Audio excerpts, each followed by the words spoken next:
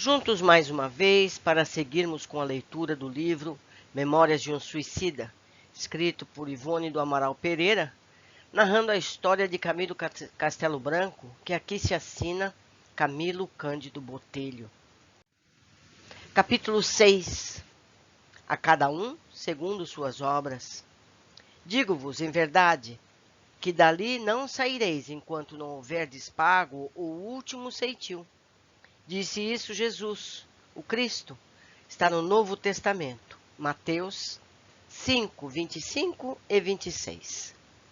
Foi com comoção que, cerca de 0 hora, deixamos o pavilhão indiano atendendo ao chamamento do nosso paternal amigo por intermédio dos 2 canaleiras. Até então não saíramos jamais à noite. A disciplina rigorosa das mansões hospitalares, verdadeiro método correcional, impunha-nos o dever de nos recolhermos às 6 da tarde, não sendo permitido jamais a um interno a permanência fora dos muros do seu albergue. Depois dessa hora, somente o diretor do departamento poderia ordenar uma exceção, e muito raramente era que o fazia, e unicamente para fins de instrução. Os locais por onde transitaríamos até ao bairro da Vigilância, assim como os demais núcleos de departamentos, não se encontravam, no entanto, em trevas, mas aclarados por um sistema de iluminação a que nenhuma outra concepção congêneres pudéssemos comparar. Não compreendíamos qual a natureza dessa luz que se estendia através das alamedas imensas, contornadas de alvoredos recobertos de neblinas. Mais tarde, no entanto, chegamos à dedução que seria a própria eletricidade, condicionada ao modo favorável ao ambiente astral. Olha só que informação importantíssima. O que era certo é que esse fulgor, não obstante sóbrio e discreto, irisava-se ao sereno produzindo efeitos cristalinos, como apreciáveis, mesmo belos, sobre a estruturação nívea do local. Aguardava-nos um veículo dos que comumente usavam os internos para os giros locais. Ao chegarmos, todavia, à sede da vigilância, vimos que enorme caravana se dispunha a partir, enquanto milicianos e lanceiros a integravam, zelando pela tranquilidade geral. Durante algum tempo, sentimos-los deslizar suavemente, sem que adviesse qualquer incômodo. E tanta a naturalidade de que forma alguma daríamos conta da verdadeira natureza do meio de tração. Subitamente estancou o veículo, enquanto, atencioso, um vigilante nos convidava a descer, o que fizemos curiosos e satisfeitos. Encontrávamos-nos em vasto pátio cercado de possantes muralhas, o qual, apesar do adiantado da hora, apresentava grande movimentação de transeuntes, desencarnados e até de encarnados. Olhe só, havia a essa hora da noite transeuntes nesse local, encarnados e desencarnados, conquanto se apresentassem apenas com suas configurações astrais, enquanto os corpos materiais jaziam descansados em seus leitos, entregues a sono reparador. Então, como os que fizeram a série, leram a série André Luiz, sabem. Então, as pessoas, enquanto dormem, têm o seu perispírito liberto e eles podem viajar, estar aqui e ali, não é? Ao fundo, o edifício imenso, fartamente iluminado, todo branco e lucilante à claridade, de possante lampanário, afigurou-se-nos hotel ou repartição pública destinada a expedientes noturnos. Na verdade, tratava-se apenas de um apêndice da colônia, aldeamento necessário à variedade de serviços afetos àquela nobre instituição, posto de emergência móvel de que falara o chefe de nosso departamento, e o qual não nos era totalmente estranho, por dele ouvirmos referências no caso de Margaridinha Silveira. Milicianos da legião postavam-se de sentinela nos portões de entrada, ainda contornando a vigilância pelos arredores. Cada grupo de caravaneiros possuía nesse edifício dependências particulares, onde estabeleciam gabinetes de trabalho. Em chegando ao local reservado a Teócrito, observamos resumirem-se tais dependências em um gabinete de trabalho, com aparelhamentos variados, já conhecidos da colônia, e um parlatório secreto. Teócrito reuniu Romeu e Alceste enquanto nos fazia sentar nas confortáveis poltronas que guarneciam a antecâmara. Entregou-lhe 2 endereços diferentes, observando: há cerca de 2 horas que estas damas, cujos endereços vos confio, conciliaram sono reparador. Trazei-as aqui, depois de prevenir-lhes o corpo físico com reservas magnéticas. Porfiai por trazerdes com elas seus respectivos esposos ou companheiros. Todavia, não é indispensável esta última recomendação. Forneceu-lhes auxiliares retirados da guarnição do próprio posto de milicianos para as garantias necessárias, despedindo-os com animadoras palavras. Em seguida, voltou-se para nós e, sentando-se ao nosso lado, iniciou conosco a animada palestra. Sentíamos-nos grandemente satisfeitos. A presença dessa atraente personagem, cujas atitudes democráticas tanto nos desvaneciam, infundia em nosso imo tão suaves e benévolas impressões que nos confessávamos revivecidos e encantados. Natural timidez, no entanto, inibiam-nos dirigir-lhe a palavra antes de sermos interpelados. Ele, porém, lendo os nossos pensamentos, as ânsias que flutuavam, não se fez esperar, vindo ao nosso encontro com esclarecimentos utilíssimos, bondoso e sorridente. Bem sei, disse ele, a interrogação que desde hoje à tarde vos excita a curiosidade. Louvável curiosidade no caso vertente, porquanto vejo irradiar de vossas cogitações o desejo nobre de aprender. Enquanto esperávamos o regresso dos meus caros discípulos em missão, aproveitaremos o ensejo para pequenas observações. Estou ao vosso dispor. Interrogai-me. Foi Mário, como sempre, que se atreveu, pois, como sabemos, agitava-se todas as vezes que ouvia referências à terra e aos renascimentos em seus proscênios. Poderíamos saber, caro mestre, o que foram fazer à terra os vossos discípulos? Sim, meu amigo. Nem eu aqui vos traria senão para proporcionar-vos algumas observações em torno dos nossos trabalhos de pesquisas. Romeu e Alceste foram à ilha de São Miguel, volto a dizer aqui. Romeu e Alceste foram à ilha de São Miguel e a um lugarejo do Nordeste brasileiro. Olhe só que distância. Locais onde a penúria do infortúnio atinge proporções inconcebíveis aos felizes habitantes dos centros civilizados. À procura de 2 irmãs nossas, cujos nomes estão registrados em nossos arquivos como grandes delinquentes do pretéritos, as quais, no momento, procuram erguer-se moralmente através de existência em severos testemunhos de arrependimento, resignação, humildade e paciência. Meus discípulos atrairão seus espíritos para aqui, uma vez que os seus envoltórios materiais estão mergulhados em sono profundo e reparador, graças ao adiantado da hora. Aqui entraremos em entendimentos sobre a possibilidade de se tornarem mães de 2 pobres internos do manicômio, cujo único recurso é atentar, no momento, a fim de se aliviarem. Será a reencarnação em círculo familiar obscuro e sofredor, pois só aí conseguirão libertar-se das deprimentes sombras de que se contaminaram. Pelo que observamos, esses infelizes renascerão em condições assaz embaraçosas, interveio Belarmino impressionado. Realmente, irmão Belarmino, continuou, encontram-se em situação tão desfavorável que antes das experiências mesmos que deverão repetir, uma vez que elas se furtaram com o suicídio consciente e perfeitamente responsável, só poderão animar o envoltório carnal enfermiço, meio deturpado, onde se sentirão tolhidos e insatisfeitos através da existência toda. Assim, de posse de tal envoltório, com o qual se afinam pelas ações que praticaram, cumprirão o tempo que lhes restava de permanência na terra. Olhe lá. Cumprirão o tempo que lhes restava de permanência na terra, interrompida antes do tempo justo pelo suicídio.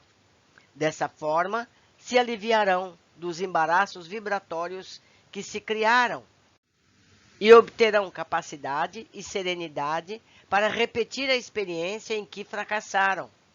Mas isso implicará uma segunda etapa terrena, ou seja, nova reencarnação, como será fácil depreender. Temos já consultado várias damas em outras localidades análogas, se prestariam de bondade à caridade de aceitarem filhos doentes por amor ao bem e respeito aos sublimes preceitos da fraternidade universal. Infelizmente, porém, nenhuma delas possuía princípios de moral bastante elevados a fim de aquecer em serviço à causa divina com abnegação, voluntariamente. A volta ao mundo das expiações daqueles sofredores, em vista disso, sofria delongas, quando urgia proporcionar-lhes alívio por esse meio supremo. Então, a direção-geral do Instituto enviou-nos dados sobre as duas senhoras já mencionadas, capazes ambas de enfrentarem a espinhosa missão por devedoras de grandes reparações às leis da criação. Eu vou fazer um parêntese, lembrando que a pessoa que se matou, o suicida, permanece no vale dos suicidas pelo tempo que faltava para ele desencarnar de forma natural. Para quê? Para gastar o fluido vital que ele recebeu ao nascer. E agora, quando ele vai nascer outra vez, ele precisa novamente ficar encarnado num corpo doente pelo tempo que faltava para ele desencarnar. Então, uma pessoa que queria morrer aos 80 anos e matou-se aos 20, tem que ficar 60 anos no plano de sofrimento e depois reencarnar e ficar ao mesmo tempo novamente num corpo doente. Que coisa triste, não é? Então, o suicídio é uma escolha muito, muito mal feita. Continuando. Suponhamos, irmão Teócrito, que se recusem. Alvitrei fiel ao azedo pessimismo que não me deixara ainda. Não será provável, meu caro Camilo, uma vez que se tratam de duas almas bastante arrependidas de um mal passado e que atualmente, humildes, ignoradas, só desejam a reabilitação pelo sacrifício e a abnegação. Estou incumbido de convencê-las a aceitarem de boa vontade a melindrosa e heróica tarefa. Todavia, se recusarem, a divina providência encarnada na lei de régio plano das causas estará no direito de impor-lhes o mandato como provação nos serviços de reparação dos maus atos passados, pois ambas são espíritos que, em antecedentes existências planetárias, erraram como mães, furtando-se criminosamente às sublimes funções da maternidade, sacrificando nas próprias entranhas os envoltórios carnais em preparo para espíritos que delas deveriam renascer, alguns em missão brilhante, e descurando-se lamentavelmente dos cuidados e zelos aos filhos que a mesma providência lhes confiara em outras vezes. Agora, imersa nas trevas dos crimes que cometeram contra a divina legislação, por menosprezarem a natureza, moral, o matrimônio, os direitos alheios e a si mesmas, encarceradas, uma na solidão de uma ilha, de onde jamais poderá escapar-se, outra na aspereza de um sertão inclemente, ao invés de filhos missionários inteligentes, considerados nobres e dignos no plano astral, e por isso mesmo úteis e benquistos, que os seriam forçosamente na sociedade terrena, terão de expiar os infanticídios passados, ou seja, elas abortaram os seus filhos, debruçando-se sobre miráveis berços onde gemerão, rangendo os dentes, outros espíritos agora culposos, reputados grandes condenados do plano espiritual, transformados pelo nascimento expiatório em monstrengos repulsivos, aos quais deverão dedicar-se como verdadeiras mães, amorosas, pacientes, resignadas, prontas para o sacrifício em defesa do fruto de suas entranhas, por mais desarmonioso que seja. Após penoso silêncio, em que todos nós, raciocinando angustiosamente, nos perdíamos em conjecturas confusas, adveio ainda Belarmino justificando o antigo renome de professor de dialética. Dizei, irmão Teócrito, obriga-nos a lei a reencarnarmos entre estranhos? Como filhos de pais cujos espíritos nos sejam completamente desconhecidos? Pensamos que semelhante corretivo será sumamente doloroso? Sim, é doloroso, não resta a menor dúvida, meu amigo. Mas nem por isso deixará de ser justo e sábio o acontecimento. Geralmente tal acontece não só a suicidas, como também a aqueles que faliram no seio da família, levando de qualquer forma o desgosto aos corações que os amavam. O suicida, porém, desrespeitando o seio da própria família ao infligir-lhe o áspero desgosto do seu gesto, ultrajando com o menosprezo de que deu prova o santuário do lar que o amava, ou incapacitando-se para a conquista de um novo lar, a fim, colocou-se de qualquer forma na penosa necessidade de reeditar a própria existência corpórea fora do círculo familiar que lhe era grato. Existem casos, não obstante, em que poderá voltar no ambiente afetuoso se possuir afeições remotas que se encontrem novamente presentes às experiências terrestres na época em que haja de reencarnar, se essas consentirem em recebê-lo para ajudá-lo na expiação. De qualquer forma, porém, renascerá em círculo favorável ao gênero de provação que deverá testemunhar. Casos outros, não raramente, se verificam, são os mais dolorosos, em que terão de reiniciar o aprendizado carnal a que se furtaram entre espíritos inimigos, o que será muito pior do que se fizesse entre estranhos simplesmente. Acresce a circunstância de que todas as criaturas são irmãs pela sua origem espiritual, e que há mister de que tais coisas se verifiquem sobre a sublime lei do amor, que deve atrair e unir indiscutivelmente todos os filhos do mesmo Criador e Pai. Entre mentes, davam entrada no singular gabinete dois infelizes asilados do manicômio, amparados por auxiliares do irmão Jacó. Passaram tristemente, parecendo alheios a tudo que lhes cercava. O olhar vago, indeciso, tardos os passos, expressões de angústias indefiníveis. Conduzidos ao parlatório, foram ali introduzidos por Teócrito, desaparecendo de nossas vistas. Escoaram-se alguns minutos. Os assistentes de irmão João aguardavam novas ordens na própria sala, onde nos encontrávamos, conservando respeitosa atitude. Não nos atrevimos a emitir qualquer monossílabo. O silêncio dominava o vasto ambiente do posto singular e vago temor inibia-nos prosseguir na conversação. De súbito, movimentou-se o exterior como se algo de muito importante se passasse. E Romeu e Alceste, Carlos e Roberto, com alguns mais auxiliares, entraram no salão conduzindo duas senhoras, duas mulheres de humilíssima condição social, ladeadas por lanceiros, quais prisioneiras de grande responsabilidade. Curiosos, examinamo-las.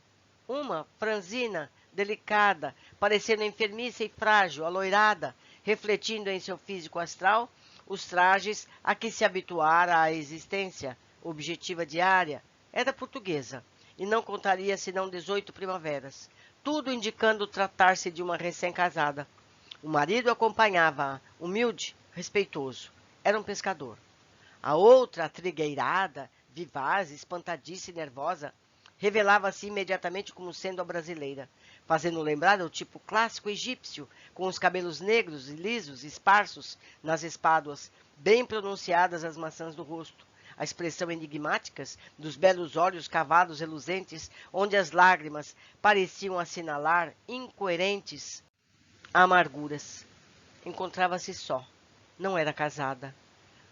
O ludibrio de um sedutor abandonara à mercê dos acontecimentos oriundos de um amor infeliz, mal conduzido e profanado pela traição masculina.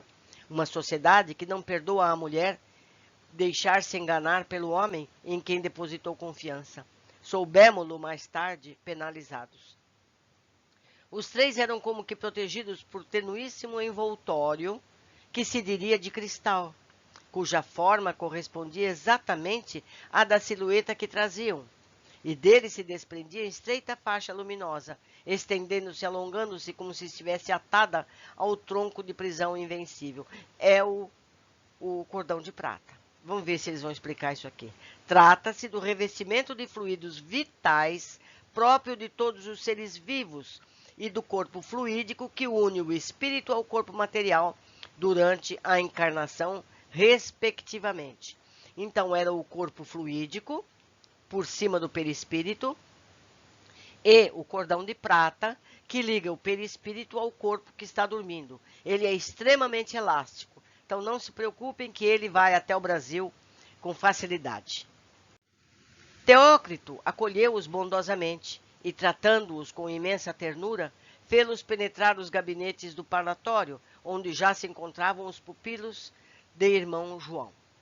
Em seguida, nos surpreendemos com a presença do próprio irmão João, que se aproximara, sorridente. Levamo-lo, respeitoso e emocionados, à sua passagem. Dele recebendo cordial cumprimento, penetrou com Teócrito no parlatório, e o silêncio caiu novamente no salão.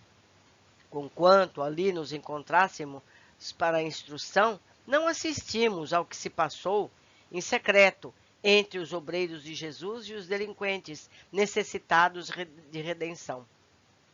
Hoje, porém, traçando o esboço dessas memórias, 30 anos depois dessas cenas se passarem, então olhem lá, Camilo está contando tudo isso para nós 30 anos depois dessas cenas se passarem. Ele está contando para Ivone, não é? Poderei esclarecer ao leitor quanto ao dramático episódio desenrolado naquele augusto recinto que então nos era vedado, pois nesse longo espaço de tempo, sólido conhecimento adquirimos que a tanto nos autorizam. Teócrito e João procuravam entrar em entendimentos com o casal português e com a brasileira nordestina sobre a vantagem do renascimento, por seu intermédio, daqueles míseros infratores da soberana lei, necessitados da existência corporal terrena para se aliviarem dos insuportáveis sofrimentos por que vinham passando. Os acontecimentos foram explicados com minudências a todos três, enquanto os pretendentes à qualidade de filhos lhes eram apresentados em toda a dramática veracidade das circunstâncias em que se debatiam. Os pacientes paladinos da fraternidade agiam como eméritos causídicos que eram da suprema legislação, expondo com eficiência e nobreza de vistas o sublime alcance da medida que aconselhavam. Os indicados para a grandiosa missão de caridade, isto é, de receberem o sagrado depósito dos filhos de Deus, que necessitavam farem-se filhos do homem a fim de se reabilitarem do pecado, resistiam, porém, esquivando-se ao impressionante convite. Oh, não, não, diria o humilde casal de portugueses. Não desejamos filhos doentes, aleijados ou débeis mentais. Casamo-nos há apenas um mês. E nosso sonho mais querido, e que bom Deus nos conceda para o primogênito a alminha de um querubim rosado e sadio. Queremos filhos, ó sim, mas que sejam fortes e alegrinhos, que nos sirvam de arrimo precioso na velhice. E diria a brasileira, debatendo-se envergonhada, diante de uma entidade como Teócrito, que conhecia seus mais secretos pensamentos, revelando-se senhor de todas as ações por ela praticadas. Não, meu senhor, não posso ser mãe, prefiro antes a morte. Como arrastarei tal vergonha diante de meus pais, de meus vizinhos, de minhas caras amigas? Seria por todos certamente menosprezada, e até mesmo por ele, bem eu sei, o filho paralítico. Deus do céu, como criá-lo e suportá-lo? Intervinha, porém, Teócrito, secundando por irmão João, lógico e grave, digno defensor da causa redentora, cujo chefe expirou nos braços de uma cruz mostrando aos homens o roteiro sublime da abnegação.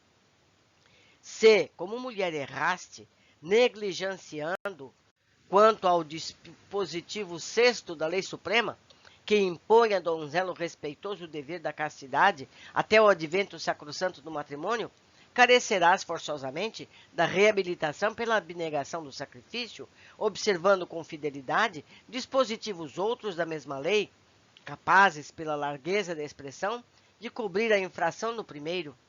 O ensejo aí está, naturalmente, advindo dos teus próprios atos.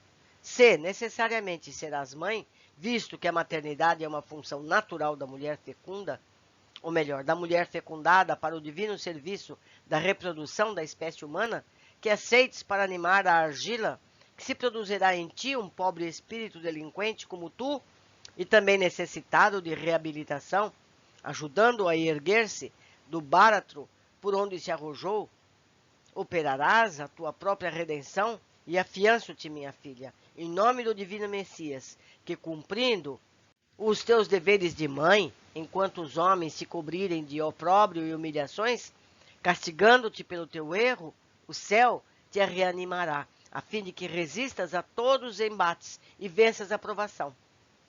Glorificando-te espiritualmente pelo heroísmo que testemunhares como mãe de um miserável enfermo, que um pobre suicida do passado, carente de alguém caridoso bastante para amá-lo e protegê-lo, apesar de sua desgraça, e que, servindo aos misericordiosos desígnios do Senhor, por ele vele, conduzindo-o nas expiações de nova permanência na carne. Debruçada sobre o berço, pobre e humilhado do teu filho, menosprezado por todos, mas não por ti, nem pela divina providência, sorrindo com amor ao pequenino paralítico, que te buscará com os olhos tristes, cheio de confiança, reconhecendo tua voz entre mil, e aquietando-se aos teus murmúrios afetuosos. Terás encontrado, minha filha, a linfa generosa que lavará a mácula desonrosa de que te contaminaste. Recalcitravam, entretanto, os interlocutores, mas Teócrito e João continuavam a exposição das vantagens de tal desprendimento dos méritos que conquistariam perante a lei suprema, da assistência celestial, de que se tornariam credores da palma honrosa que receberiam futuramente da legião patrocinada por Maria, como prêmio supremo ao gesto de caridade para com aqueles seus pobres tutelados. Enquanto se verificavam tais providências, estes, presenciando a grave confabulação, entrevendo dificultosamente o que se passava, sentiam-se singularmente atraídos para as duas senhoras, afinando-se com o tônus vibratório emitindo por suas emanações mentais e sentimentais, podendo-se mesmo asseverar que a atração magnética indispensável ao fenômeno da incorporação, através do nascimento, desde aquele momento principiara a receber os impulsos divinos que a deveria consolidar. Porém, porque chorosas e irresignadas as três personagens humanas não se animassem a estabelecer o acordo definitivo, os dois incansáveis instrutores, requisitando a colaboração de Romeu e Alceste, decidiram-se a uma medida vigorosa, capaz de encaminhá-las de boamente a razoável assentimento.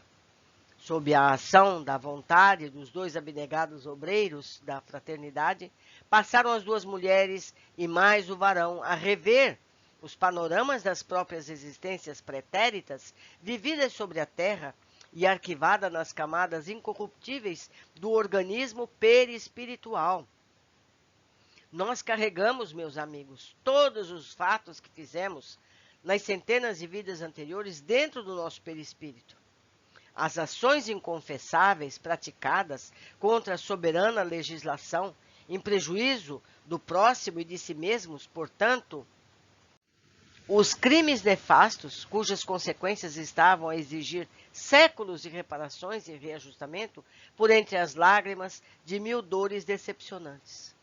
O casal de portugueses reviu-se como abastados fidalgos, emigrados para o Brasil, a extorquirem de braços escravos o bem-estar de que se ufanavam, levando ao desespero míseros africanos que vergavam doentes e exaustos sobre a rudeza de labores excessivos, maltratados a cada dia por novas disposições arbitrárias e impiedosas.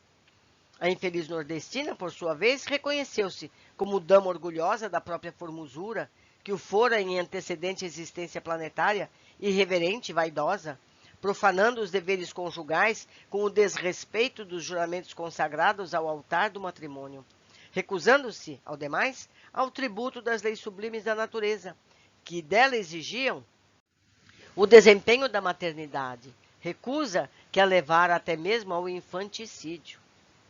Desfile sinistro de faltas abomináveis, de erros calamitosos, de ações irreverentes e infaustas emergiam dos escrínios conscienciais daqueles infortunados que haviam reencarnado desejosos dos testemunhos de reabilitação, os quais agora, como acréscimo de misericórdia concedida pelo Todo-Generoso, recebiam o dadivoso convite de ajudarem a própria causa praticando a excelente ação de se prestarem aos serviços de paternidade terrena a outros delinquentes, como eles, carecedores de evolução e progresso moral. E tal foi a intensidade das cenas revividas, que gritos lacinantes eram ouvidos no salão onde nos encontrávamos, o que vivamente nos emocionava e surpreendia. Ao fim de algum tempo, tornou o silêncio a dominar. Reabriram-se as portas dos gabinetes secretos, dando passagem a quantos ali se achavam.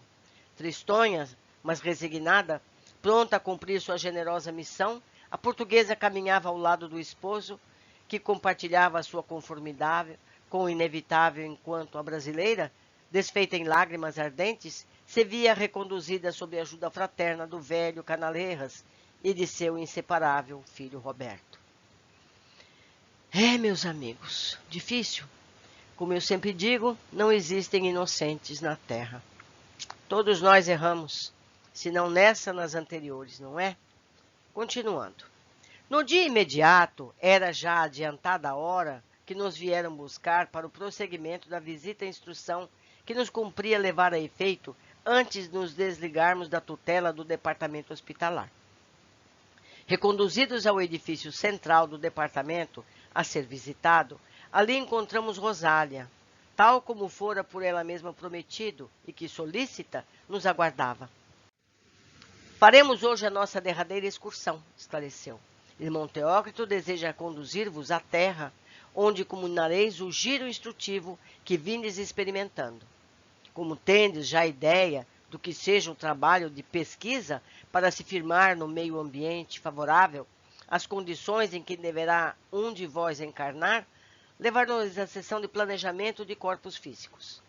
Não ignorais, meus amigos, que antes de se da reencarnação de um de vós esteja definitivamente estabelecida, foi estudado não só o meio ambiente, como até o estado fisiológico dos futuros pais, isto é, sua saúde, as questões de hereditariedade física, etc., etc. Mormente, se o espírito culpado é passível de sofrer deformações físicas, doenças graves e incuráveis, etc., somente depois de tudo isso esclarecido, esboçar-se-ão os planos para os futuros corpos, os quais absolutamente não serão construídos à revelia do espírito reencarnante e tampouco dos cientistas prepostos do Senhor para o notável empreendimento que deverão fiscalizar. Sede bem-vindos a esta casa, meus amigos, exclamou a dama que nos recebera, a quem fomos apresentados por nossa gentil acompanhante. Entrai confiantemente, irmã Rosália vos acompanhará. Em seguida, conduziu-nos a uma sala de grandiosas proporções, rodeada de portas cujas arcadas de fino lavor artístico deixavam-se velar por extensos reposteiros, lucilantes e flexíveis como a melhor seda. Penetramos o interior por uma daquelas passagens e logo se nos apresentou um iniciado risonho e simpático. Surpreendidos, verificamos haver ingressado em recinto que se afigurava à nossa apreciação como um legítimo cenáculo de arte, recanto sedutor, se assim nos podemos referir, a um ateliê de artistas eméritos, onde mestres das artes plásticas exerciam sublimes encargos, cônscios das responsabilidades que os investia a ação divina providência. Várias salas se sucediam, em bonita perspectiva circular, todas deixando passagem umas para as outras, em sentido reto e através de arcadas magníficas, traçadas por bem inspirados engenheiros da mais pura arquitetura hindu, e cada uma comunicando-se para o exterior, como uma entrada independente, como vimos na antecâmara, guardada pelo vigilante. Na primeira dependência dessa admirável fileira de salas circulares, destacamos obreiros curvados sobre páginas de apontamentos e documentações importantes para o serviço a se realizarem. Provindo de outras seções, como de análise e de pesquisas, bem assim do templo, e relativos aos vários pretendentes ao ingresso no mundo objetivo ou material. Era uma longa fila de bancadas de estudo e trabalho, disposta à feição de sala, isto é, em semicírculo, sob a impressionante claridade azul-dourada que descia de majestosas cúpulas, lembrando velhas catedrais. Das janelas, sugestivos primores da arquitetura, destacava-se o panorama vasto do departamento, com seus jardins suavemente coloridos, a influência magnânima do azul do céu, acaldorado pela luz do sol, que ali espaçava os valores sadios do seu magnetismo, parecendo bênção inspiradora, iluminando a mente dos artistas. Uma vez estudado aí o teor dos apontamentos provenientes do exterior, seguiam ordens para a sessão de modelagem, disposta na sala seguinte, no sentido de se esboçar o corpo futuro, tal como as instruções determinavam a saber. A. Mutilado desde o nascimento. B. Passível de ser, no decurso da existência, por enfermidade ou acidente. C. Passível de aquisição de doenças graves e incuráveis. D. Normais. O que indicaria, portanto, fatos decisivos da programação do carreiro a ser vivido pelo paciente, harmonizados ao feitio das expiações e testemunhos de cada caso. Pois convém não esquecermos que muitos daqueles míseros albergados, nossos cômpares, reencarnariam possivelmente em envoltórios físicos normais e até belos e sadios, por exigirem as suas novas experiências que assim fosse, avultando, em casos tais, lutas e sofrimentos irreparáveis de ordem moral tão somente.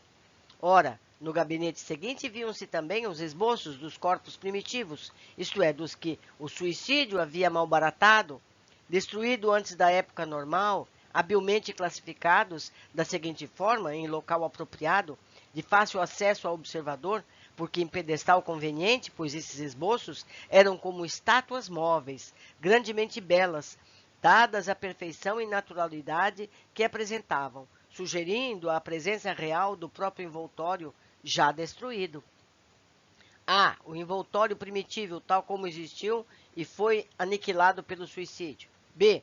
Ao lado uma placa fosforescente, a descrição do estado em que se encontrava o mesmo envoltório na ocasião do sinistro, a saber, estado da saúde, volume das forças vitais, grau de vibrações, estado mental, grau de instrução social, ambiente em que viveu, data do nascimento, data da época normal que deveria dar o trespasse e a extinção da força vital, data em que se verificou o suicídio, local do desastre, gênero do mesmo, causas determinantes e nome do infrator. C. O órgão atingido pelo atentado e cuja alteração motivara a extinção das fontes de vida localizadas no envoltório era assinalado no esboço com lesão idêntica à que sofrera o corpo material. D. Casos especiais: afogamentos, triturações por esmagamento, queda, reprodução plástica dos restos do envoltório, tal como o suicídio o reduziu. A impressionante perfeição desta última reprodução chocaria qualquer outro observador não esclarecido, como aqueles mestres ou não dolorosamente experimentados como nós outros. A esta sala, que seria a mais bela e sugestiva, se houvesse ali local inferior aos demais, seguia-se a da preparação dos esboços para os corpos futuros, a sequente encarnação. Seria a seção de modelagem, idêntica à sua congêneres. Esta antecâmara sobrepunha-se, no entanto, pela intensidade e delicadeza do labor desenvolvido e pelo número elevado de obreiros. Os mapas, os esboços encomendados eram organizados sob rigorosa obediência às instruções recebidas, encaminhando-se depois para a revisão e aprovação do templo, das sessões de análise e pesquisas e até para o recolhimento, onde os pretendentes os examinavam demoradamente, sob o critério de seus mentores e guias particulares. Não raramente, seus futuros ocupantes aprovavam-nos, por entre crises e angústias as lágrimas, dando-se mesmo casos de requererem delongas para os preparativos finais, a fim de se fortalecerem ainda um pouco e melhor se encorajarem para o inevitável. Mas, se porventura o estado de penitente, por demasiado precário, não lhe permitisse lucidez para exame conveniente e respectiva aprovação, o templo e seus guias missionários supriam-lhe as deficiências, zelando por seus interesses com justiça e amor, quais criteriosos advogados com seus constituintes. Percorremos o agrupamento e salas, possuídos de singular comoção, tudo observando com interesse máximo.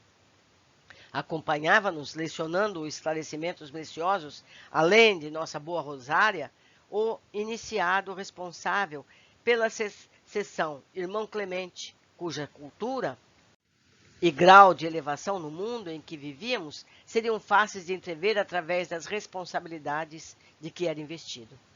Sim, meus caros amigos, meus irmãos, dizia Clemente, enquanto paternalmente nos guiava de sala em sala, propondo-nos teses formosíssimas e reconfortadoras em torno das soberanas leis de que era digno intérprete, as quais tantas elucidações levavam a minha pobre alma escurecida pelo erro, que não me negarei ao desejo de também transcrevê-las para estas despretensiosas páginas de além-túmulo.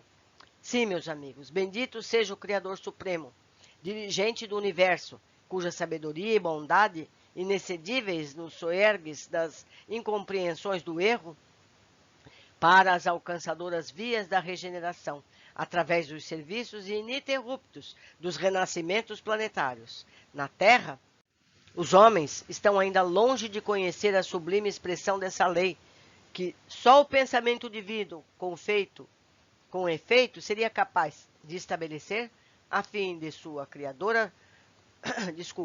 de sua criação, dotar com impossibilidade de vitória. A ignorância dos elevados princípios que presidem aos destinos da humanidade, a má vontade em querer participar de conhecimentos que os conduziriam às fontes elucidadoras da vida, assim como os preconceitos inseparáveis das mentalidades escravizadas ao servilismo da inferioridade, têm impedido os homens de reconhecerem esse vasto e glorioso alicerce de sua própria evolução, da sua emancipação espiritual. O homem de ciência, por exemplo, considerado semideus nas sociedades terrenas, das quais exige todas as honrarias e fictícias glórias, não admitirá, em hipótese alguma, que o grande orgulho se arrasta a par da ilustração, posteriormente possa condená-lo a uma reencarnação obscura e humilde, na qual seu coração ressequido e árido de virtudes edificantes adquirirá os doces sentimentos de amor ao próximo, as delicadas expressões de vera fraternidade que só o respeito e a veneração à causa cristã poderão inspirar enquanto o intelecto repousa.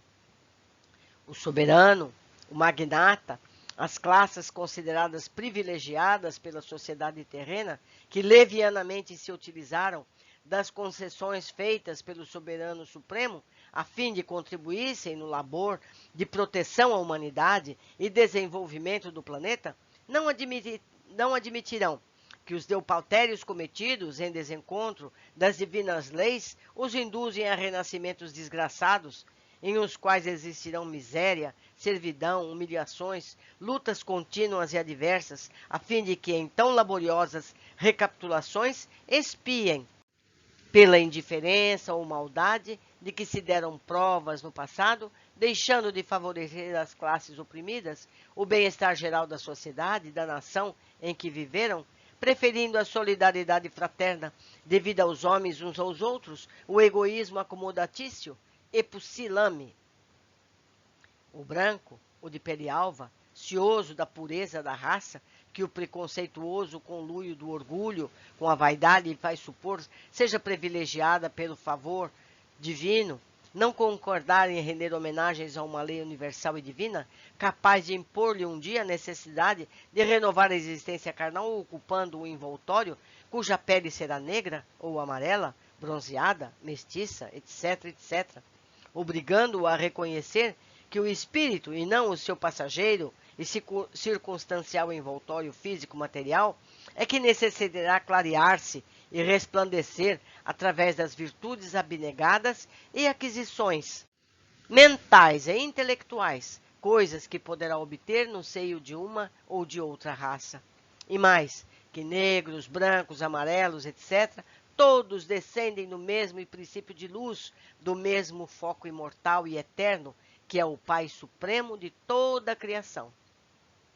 Entretanto, meus amigos, admitam ou deixem de admitir todos esses respeitáveis cidadãos terrenos, ainda que a eles e também a vós repugne o imperativo dessa lei magistral, o certo é que ela é irremediável, indiscutível, e que por isso mesmo todos os homens morrem num corpo para ressurgirem em uma vida espiritual e depois voltarem a renascer em novos corpos humanos, até que lhes seja concedido, pelo progresso já realizado, ingressar em planetas mais ditosos, também reencarnados, em cujas sociedades iniciarão novo ciclo de progresso, em escala ascensional, da longa e gloriosa preparação para a vida eterna. Isso, porém, para milênios e milênios. Nenhum homem, portanto, como nenhum espírito, poderá fugir às atrações irresistíveis dessa lei, quer dela se desagrade ou se lhe tribute respeito, uma vez que é necessária a toda a criação, como fatora de que é o seu progresso, sua ascensão para o melhor até o perfeito. Na vinha do Senhor, o universo infinito, existem obreiros indicados ao melindroso serviço de promovê-la. No que concerne à terra, encontram-se eles sobre as vistas do unigênito de Deus, a quem se acha afeta a redenção do gênero humano. Assim como diariamente o homem assiste o romper do sol e o seu declínio no horizonte, assim como sente soprarem os ventos e vê caírem as chuvas, crescerem e florescerem as plantas, as flores recenderem seus perfumes e os astros rebrilharem no infinito dos espaços, sem avaliar a imensidão e as asperezas do trabalho que tudo isso significa, e ainda menos a dedicação, os sacrifícios que tão sublime labor requer das legiões de servos invisíveis que no mundo astral são incumbidos da conservação do planeta, segundo os altos desígnios do onipotente Criador. Também diariamente assiste a milhares de renascimentos de semelhantes seus e de muitos outros seres vivos organizados, ignorando a emocionante e encantadora epopeia divina que contempla. E tanto se habituou o homem a ver-se rodeado das manifestações divinas, que se tornou a elas indiferente, não cogitando a apreciação e o louvor das suas grandes, considerando-as naturais, mesmo comuns, como realmente são. Como, porém, não ser assim, se ele próprio está mergulhado no seio do universo divino, como descendente do divino Criador de todas as coisas? Ouvíamos com muito agrado, sem nos animarmos ao menor à parte. Tudo aquilo era novo e muito emocionante para nós. Sentíamos-nos como diminuídos, vexados em face de uma sociedade para a qual nos reconduziríamos incapacitados. Admirava-nos de que dela recebêssemos trato tão gentil, amistosas atenções como naquele momento. Fomos atraídos para uma das esplêndidas galerias onde se alinhavam as belíssimas estátuas mapa. À frente de cada uma, a mesa de trabalho do operador. Vários iniciados ali se encontravam, fiéis ao nobilitante dever de servir a irmãos menos experientes da ciência da vida, mas atrasados na peregrinação para Deus. Alguns examinavam detidamente as minúcias da configuração de seu cuidado, a seu cuidado. Outros estudavam apontamentos e instruções, enquanto ainda outros examinavam a fotografia dos despojos, esboçando mapas de futuros envoltórios a serem encaminhados para aprovação, etc. e etc. A cada um empregando esse extraordinário mistério, ou melhor, esse extraordinário ministério, ao máximo da atenção e boa vontade de que eram capazes, fez-nos conceber o ideal do funcionalismo perfeito, cônscio do dever a cumprir. Aproximamo-nos das estátuas. Era o mapa antigo anterior ao suicídio. Surpreendidos, observamos serem esses modelos singulares, animados de movimentos e vibrações, tornando-se assim um tipo ideal a ser plasmado. Assim era que, através das artérias, víamos deslizar em toda a pujança a precipitações naturais do corpo humano, um filete de líquido rubro luminoso, indicando o sangue, com suas manifestações normais de um corpo material terreno. As vísceras, tal como o sangue, eram traçadas por substâncias fluídicas luminosas, sutilíssimas, translúcidas, como se para obtê-las houvessem de comprimir reflexos da luz delicada do luar. Quanto à cartilagem, o rendilhado dos nervos, a carne, era igualmente representado por tessituras mimosas, de cambiantes níveis já de róseo, respectivamente, o que a peça fornecia expressão de grande beleza. Eu lembro aqui aqueles que estudaram as obras de André Luiz, também aqui postadas, onde esses corpos são também descritos, não é? É assim. Continuando. O pequeno universo do corpo humano, pois, com todos os pormenores, ali se encontrava ideado com maestria de verdadeiros artistas e verdadeiros anatomistas. Havia dependências particularizadas para os modelos e para os casos femininos. Jamais em nossas observações observamos serviços mistos em quaisquer setores. Ao fim de alguns minutos, ouvimos de Rosália, exclamava, atraindo singular emoção. Com efeito, meus amigos, é um maquinismo magnífico. O homem terrestre deveria considerar-se honrado e distoso por obter da inexequível bondade do Criador a mercê de poder fazer a própria evolução planetária na posse de um veículo assim.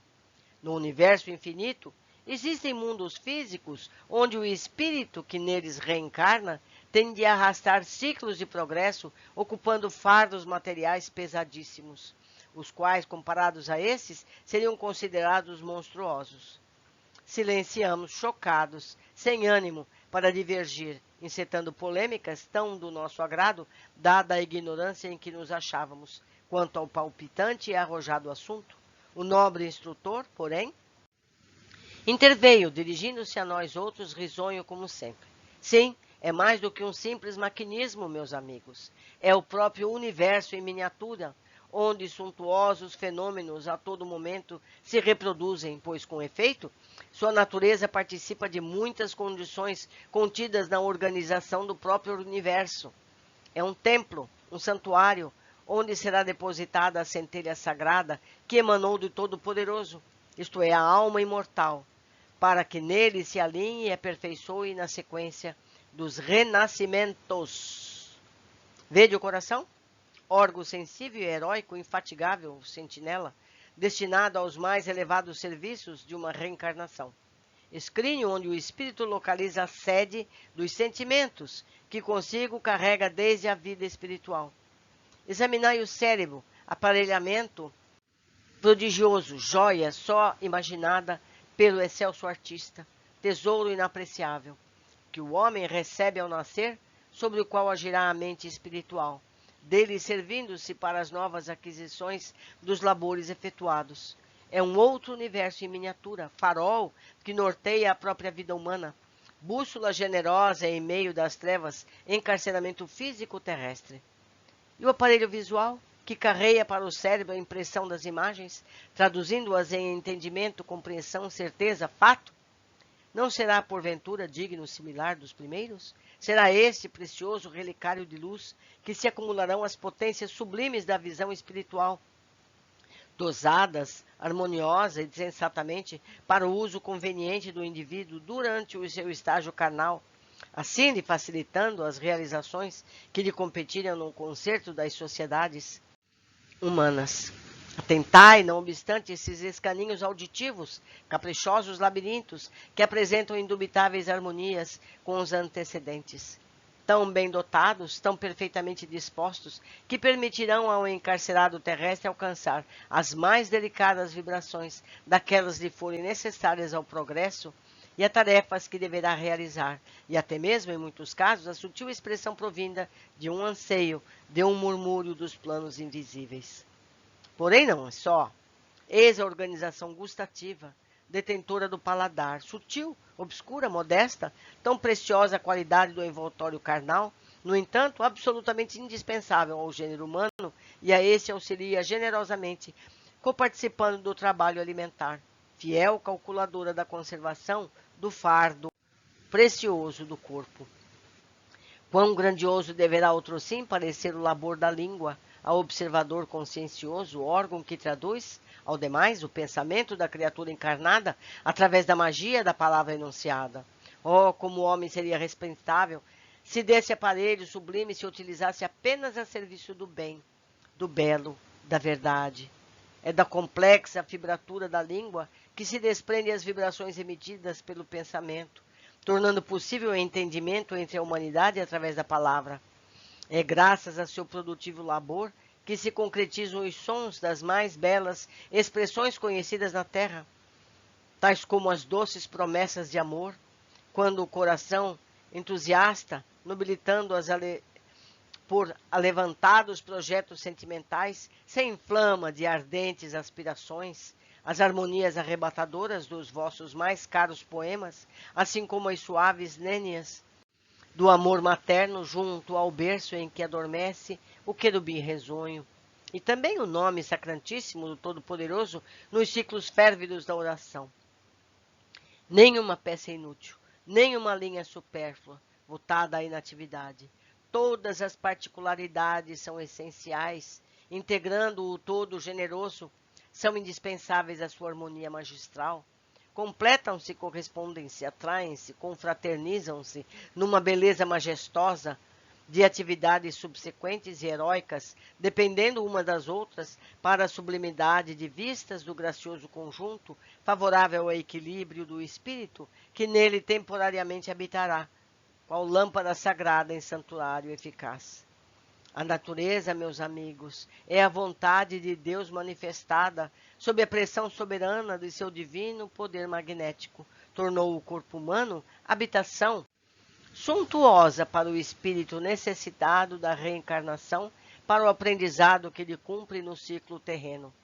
Pois ficai atentos de que a finalidade da reencarnação é o preparo do ser espiritual para o triunfo da imortalidade, e não apenas para os serviços da expiação. Esta será consequência do desvio da verdadeira rota, simplesmente, e existe unicamente pela responsabilidade do eu de cada um. O estado definitivo dos fardos humanos para a temporária habitação daqueles que se derivou em um hausto divino, o modelo originário da vontade do sublime, artista, penosamente evolutivo, através dos séculos, é a beleza. A existência de desarmonias no conjunto provém de que espíritos que o modelaram, a fim de nele habitarem, servindo ao próprio progresso ou a causas excelentes, assim o desejariam, ou melhor, assim os desejaram, fossem por modéstia, por humildade, fosse comodidade e receio de situações perturbadoras, pois a beleza física, muito admirada sobre a terra, torna-se, no entanto, qualidade perigosa em suas sociedades diante das tentações e excessos a que se vê exposta. Também muitas vezes a rejeitam, preferindo o seu inverso ou a mediocridade de linhas discretas, aqueles que renascem espiando grandes erros pretéritos, pois não ignorais que o estado de fealdade, de anormalidade de traços, por não ser o natural, torna-se repugnante, penoso para aquele que o arrasta, constituindo provação. Vede esses modelos em tamanho natural. Ao reencarnarem, seus possuidores receberam corpos carnais assim perfeitos, formosos, dotados de forças vitais e magnéticas que garantiriam excelentes funções orgânicas, saúde permanente, capacidade para as competições diárias. Nada faltou aos seus ocupantes senão a força de vontade, a coragem para lutar e vencer. O auxílio que dependeu da natureza para que vencessem, ela o forneceu com o invólucro carnal apropriado ao gênero de labor a que eram chamados a desenvolver, qual a armadura sólida de outros cruzados que pleiteassem a vitória do espírito. Apesar, porém, de todas as reservas concedidas pelo céu em seu proveito, não só faliram, furtando seus deveres para que reencarnaram, como até destruíram o precioso fardo posto em seu poder, tão bem dotado, aniquilando-o com o suicídio. Não nos calavam bem a consciência as exposições do ilustre técnico do planejamento. Amarga tristeza ia avassalando nossas mais íntimas faculdades, e a cada novo conceito proferido, não obstante, seguimo-lo de boa mente a renovação do convite para nos aproximarmos das mesas, onde inspirados anatomistas traçavam os mapas de futuros envoltórios a serem modelados na carne pelo espírito culposo prestes a reencarnar. Nestas bancas de trabalho, continuou minucioso, auxiliares meus preparam mapas corporais para suicidas portadoras de débitos vultosos, os quais antes do malogro haviam recebido aparelhos materiais bem dotados em toda a sua admirável organização. Abusaram eles da magnífica saúde que possuíam, saúde bem inapreciável de que o homem desdenha, fingindo ignorar que se trata de um auxílio divino, que a solicitude do Altíssimo concede a criaturas com vistas a encorajá-las nos trabalhos dignificantes que lhes facultarão os lauréis do progresso espiritual. Sem a mínima demonstração de respeito à autoridade do Criador, aqueles nossos inditosos irmãos envenenaram os fardos preciosos com excessos de toda a natureza.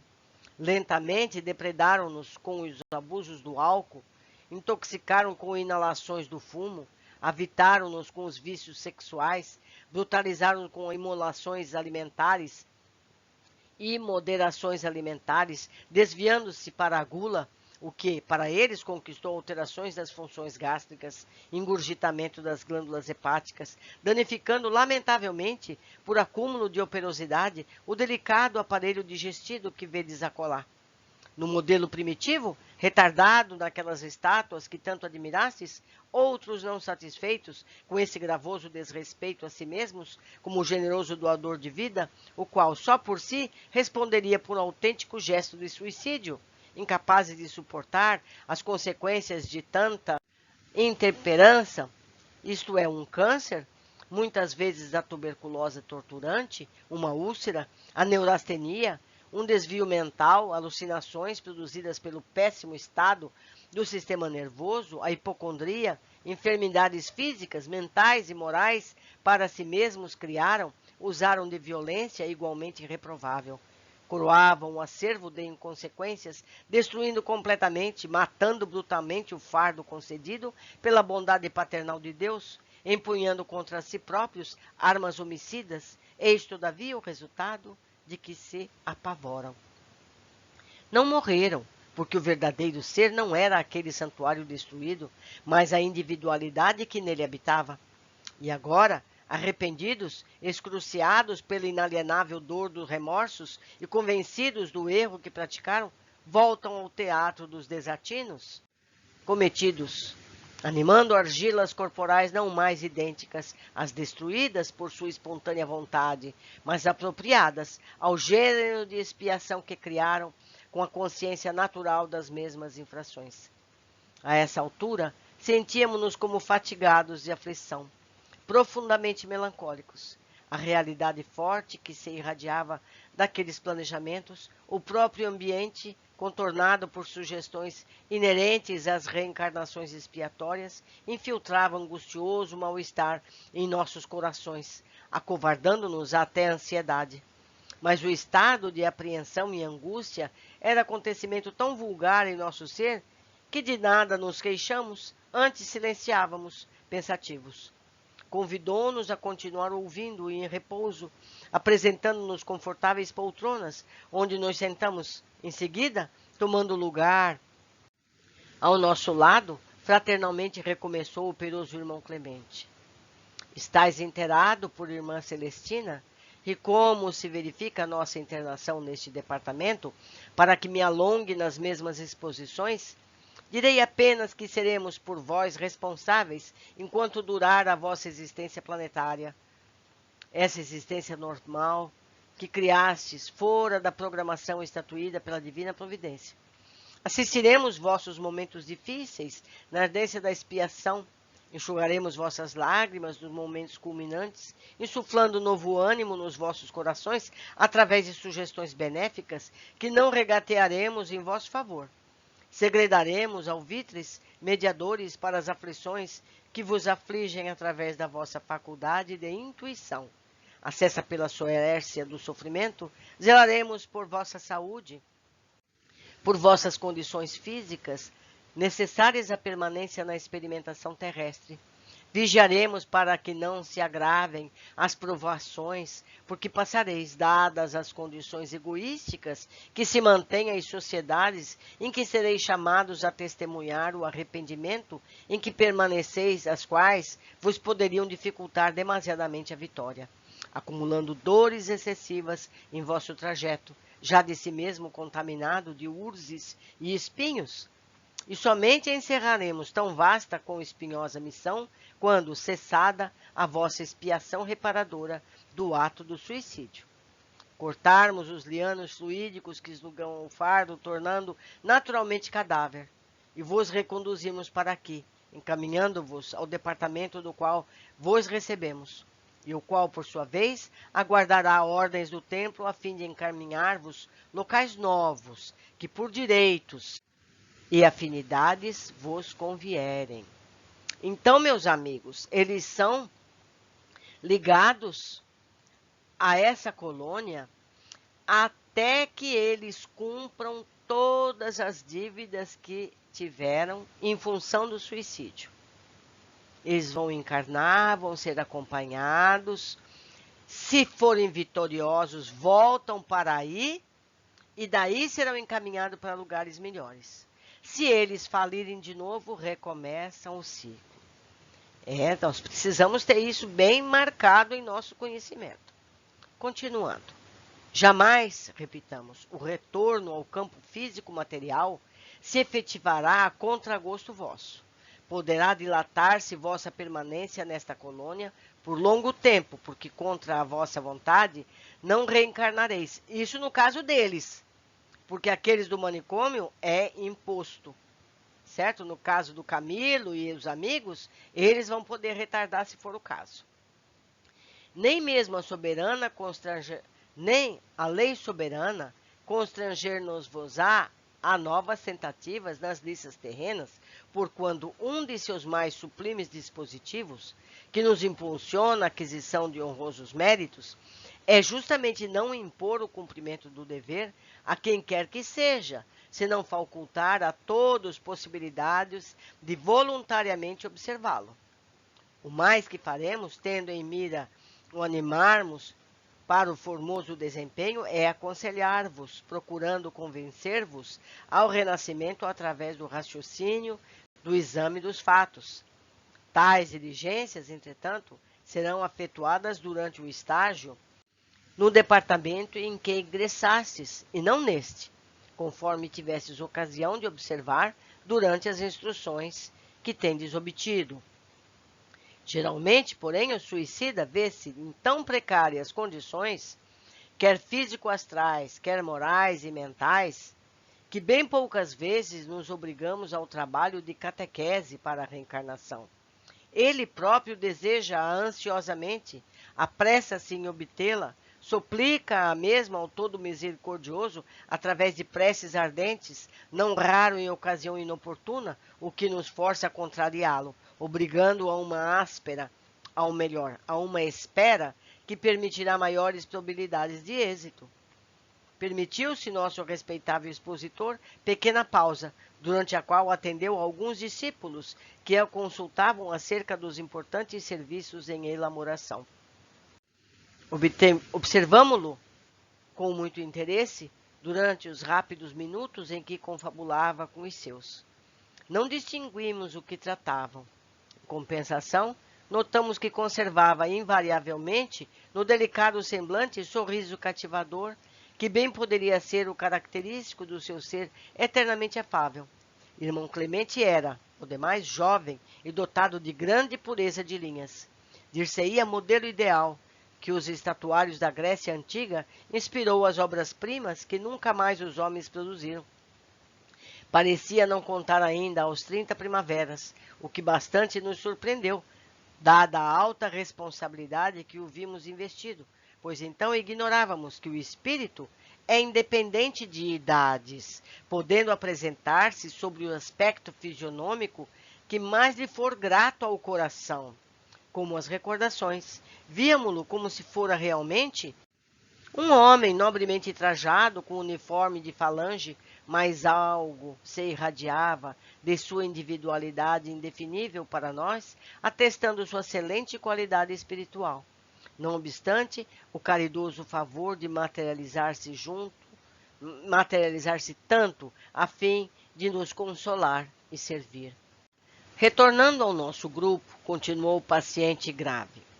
De toda a extensa falange de penitentes que por esses umbrais têm passado, excetuo da exemplificação em apreço os internos do manicômio, excessivamente prejudicados sob a pressão vibratória limitadíssima, reencarnarão sobre os imperativos da lei, mas igualmente assistidos pela paternal solicitude daquele que é o amor supremo para todas as criaturas.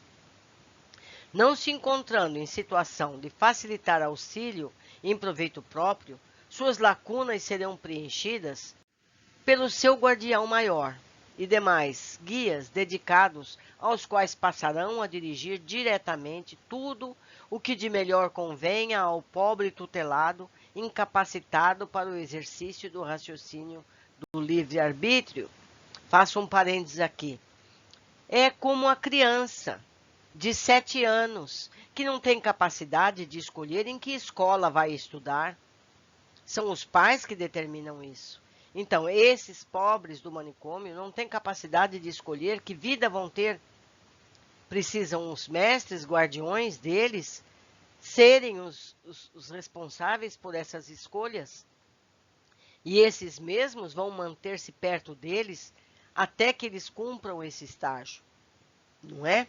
Vamos continuar. Ofereceu-nos a examinar certos mapas que lhe baloiçavam entre as mãos, tomados a um de seus discípulos. Eram esboços para o futuro, miniaturas encomendadas para a encarnação próxima, ao passo que as estátuas em tamanho natural eram o que, em verdade, deveriam estar em atividade, porque representavam a configuração carnal aniquilada pelo suicídio. Tomando das miniaturas, observamos não se encontrarem nelas desenhados sequer os arremedos daquelas, mas figuras esquálidas, torturadas por sintomas impressionantes de funda amargura interior, caricaturas assinaladas por indicações de enfermidades atrozes, tais como a paralisia, a cegueira, a demência, que tanto afligem as criaturas de todas as classes sociais terrenas. Fez-nos caminhar com ele até um dos clássicos modelos que se viam ao longo da formosa galeria das estátuas e explicou. Não se deixar entrever expressivo acento de tristeza, enquanto com assombro líamos sobre a placa do pedestal essa curiosa indicação. Vicente de Siqueira Fortes, nome fictício. Qualquer semelhante será mera coincidência. Nós já falamos isso no começo dessas leituras, não é? Que todos esses nomes são fictícios. Reencarnado a 10 de outubro de 1868. Deveria retornar ao lar espiritual aos 74 anos de idade, ou seja, pelo ano de 1942. Suicidou-se na cidade do Rio de Janeiro, Brasil, no ano de 1897, atirando-se à frente de um comboio de estrada de ferro, contando 29 anos de idade. Vides essa miniatura? Continuou Clemente, destacando uma das que examinávamos, pois assim alterada, reproduz o estado mental e vibratório a que se reduziu Vicente, com o desesperado gesto que praticou.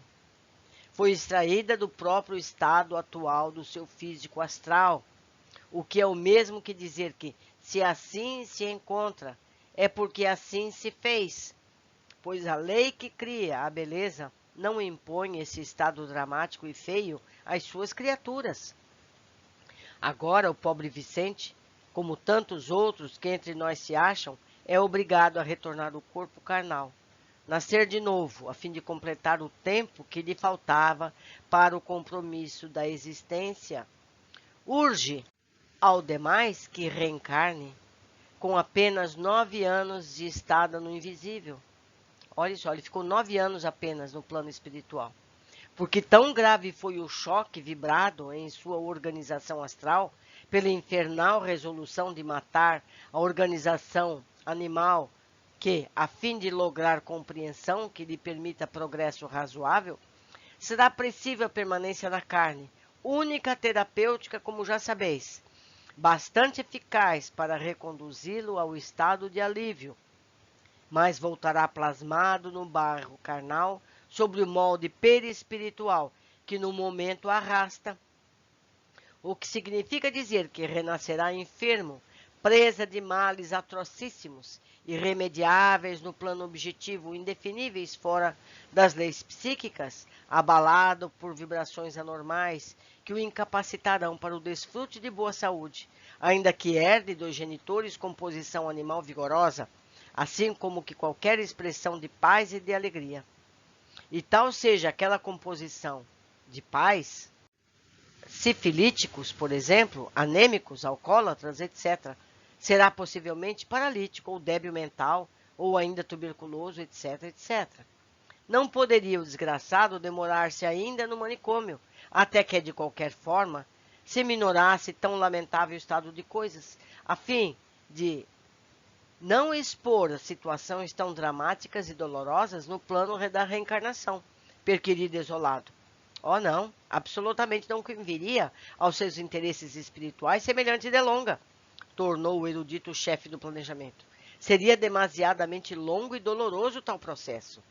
Ele não possui nem poderá adquirir percepções para a vida espiritual enquanto se encontrar nesse estado.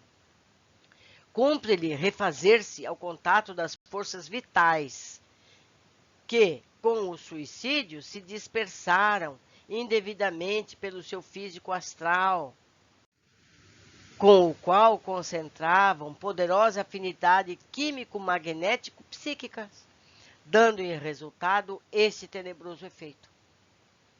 Esta inqualificável intoxicação perispirítica e mental, não prevista por lei, mas realizável por aquele que se dissociou das leis mentais e morais que se inclinaram para a verdadeira ideia de Deus. Mas, meu ilustre irmão, semelhante estado de coisas positivará o elevado padrão de justiça celeste em qual tanta esperança depositávamos?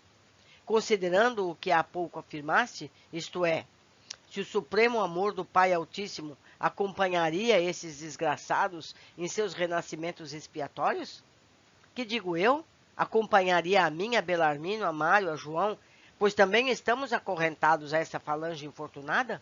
Existirá misericórdia no consentir a providência esse acúmulo de desgraças?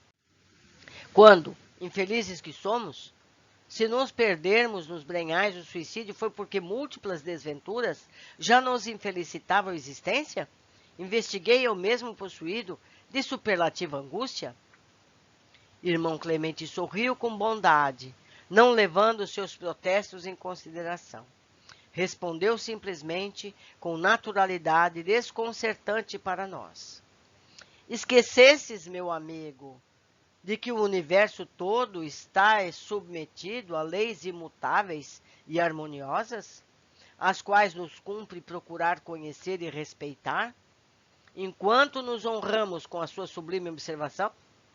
Porque tanto se descuram os homens encarnados quanto ao dever de a si mesmos estudarem, a fim de melhor se conhecerem, procurando respeitarem-se, dando a si mesmos o valor que merecem como criação divina que são?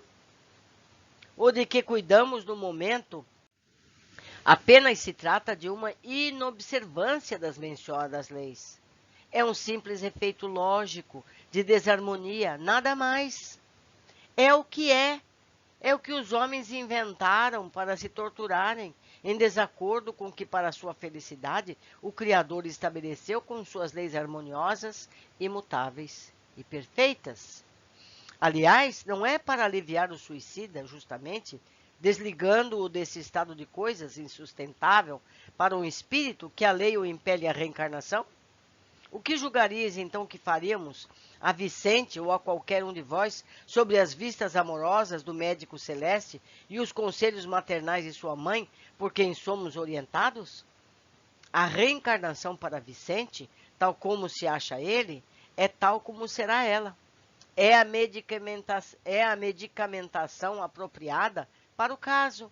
Reencarnado continuará albergado em nosso instituto.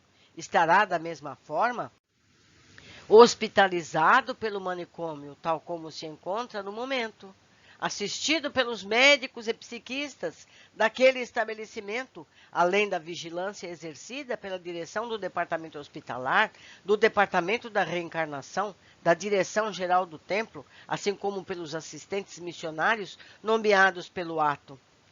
Essa reencarnação que vos parece horrorizar será como uma intervenção cirúrgica melindrosa, medida drástica prevista pela grande lei para a reação do melhor sobre o inferior, mas que proporcionará alívio e cura, reerguimento das forças vibratórias, desentorpecimento das faculdades contundidas pelo traumatismo atroz. Se há amor e misericórdia em permitir a lei do retorno à arena carnal para a condição atual? Oh, como ousais conceber maior soma de tolerância, de amparo, de misericórdia do que esta, de conceder ao Altíssimo novos ensejos para o grande pecador, denominado suicida, reerguer-se do báratro em que se despenhou, mas reerguer-se honrosamente sob a tutela do meigo nazareno, e à custa dos esforços próprios, da nobreza edificante, do dever fielmente cumprido? Porventura estará ele destituído dos direitos da criatura de Deus, de espírito em marcha evolutiva para a glória da vida imortal? Não lhe estão sendo, ao contrário, conferidas oportunidades preciosas com a reencarnação? Não estará porventura amparado hoje como amanhã pelos cuidados de Jesus Nazareno, paternalmente assistido por obreiros seus, por legionários de Maria, que o ajudarão na caminhada áspera desse calvário forjado do ato insano que praticou a revelia da lei de Deus? Espíritos que pairam em esferas celestes, como o próprio divino médico das almas, não estou porventura preocupados com ele, solicitando ao soberano onipotente novas oportunidades para que se reedifique no calor dos atos justos e meritórios, forrando-se da humilhante situação em que jaz, no momento dentro da mais breve prazo possível? Se ele sofre, de quem foi responsabilidade? Não é, aliás, o sofrimento lição magnificente que acumula sabedoria através da experiência? Quem na Terra ignora que o suicídio é infração que não se deve cometer-se por ser contrária à natureza e à lei do amor a Deus? Na Terra, as religiões, a razão, o sentimento, o senso, a honra, tudo o reprova e condena.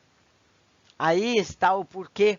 O pensamento, a intuição, que o bom senso tem a deplorável situação a que se reduz a alma de um suicida. A Vicente, como vedes, a lei outorgara o sagrado direito de existir sobre a terra, animando um envoltório físico-mental perfeito, como este modelo que aqui se encontra esse pedestal. Que fez ele desse corpo, porém? Rejeitou, espezinhou, atirou brutalmente à destruição, tão desrespeitosamente como se o atirasse de retorno à face do próprio Deus. Um insulto à lei, porém, muito caro, lhe há de custar. Espiará as consequências naturais do ato, reparará os desastres ocasionados a si mesmo, como a outrem. Se alguém além dele foi prejudicado, amargará sacrifícios e lágrimas, herança lógica do desatino praticado, até que consiga forças vibratórias suficientes para obter da providência a concessão de outro empréstimo corporal equivalente ao destruído. Um outro templo perfeito e sadio, a fim de recomeçar o carreiro normal da evolução, interrompido pela queda dos desvios do suicídio. Ele sofre, é certo, mas quem o fez sofrer? Por que sofre? Onde o maior responsável pelos seus sofrimentos? Contrafeito e triste, baixei a fronte, preferindo silenciar. Meus amigos, todo esse processo pode levar séculos para repor a um corpo sadio e perfeito que foi destruído por o suicídio. Foi um capítulo longo, com muitos ensinamentos preciosos.